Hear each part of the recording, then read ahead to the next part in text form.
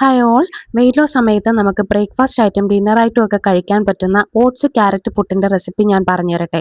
അപ്പം ഞാൻ മിക്സിയുടെ ജാറിലേക്ക് കുറച്ച് തേങ്ങ ചിരകി ഇത് ഇട്ട് കൊടുക്കുന്നുണ്ട്.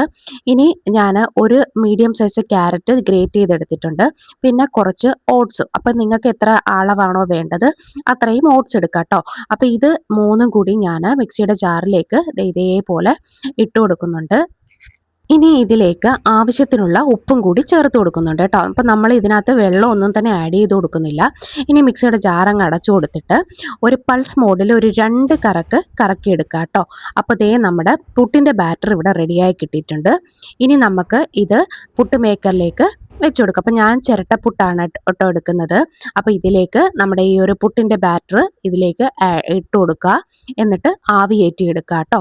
അപ്പോൾ നല്ല ഓട്സ് ക്യാരറ്റ് പുട്ട് റെഡി ആയിട്ടുണ്ട്. അപ്പോൾ ഇതെല്ലാവരും ട്രൈ ചെയ്ത് നോക്കിയിട്ട് ഫീഡ്ബാക്ക് അറിയിക്കാൻ മറക്കരുതേ.